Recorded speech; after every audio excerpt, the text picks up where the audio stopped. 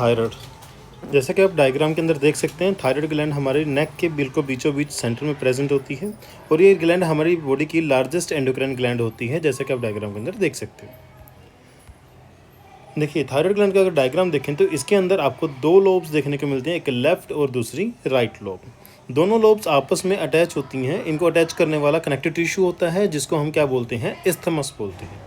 अगर back view की बात करें तो थायराइड ग्लैंड का जो बैक व्यू होता है उसके अंदर आपको 4 या 2 pair of thyroid parathyroid glands देखने को मिलेंगी, राइट।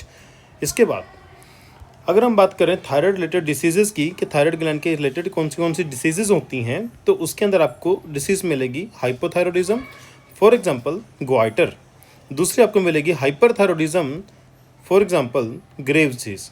यानी कि हाइपोथायरॉयडिज्म तब होता है जब थायराइड हार्मोन की सिक्रीशन कम हो जाती है और हाइपरथायरॉयडिज्म तब होता है जब थायराइड हार्मोन की सिक्रीशन बढ़ जाती है।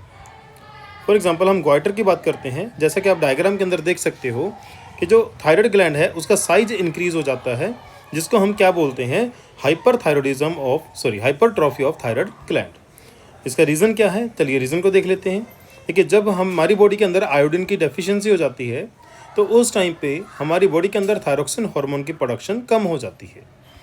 प्रोडक्शन कम होने से हमारी थायराइड ग्लैंड को लगता है कि उसके जो फॉलिकुलर सेल्स हैं उनकी एफिशिएंसी डिक्रीज़ हो गई है।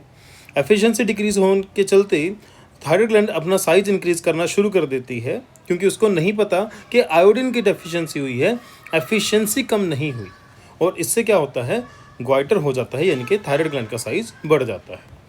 और इसके सिम्टम्स क्या क्या होते हैं, सिम्टम्स में आता है फटीग होता है थकान होना, और हमारी बॉडी की जो कोल्ड के साथ सेंसिटिविटी है वो बढ़ जाती है, यानी कि इम्यून सिस्टम वीक होने लग जाता है।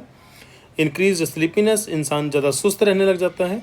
वेट इंक्रीज होने लग जाता है इंसान का। कॉन्स्टिपेशन जैसे सिम्टम आते हैं, मसल वीकनेस, और इसके अलावा कुछ मेमोरी और कंसंट्रेशन प्रॉब्लम्स भी देखने को मिल जाती हैं।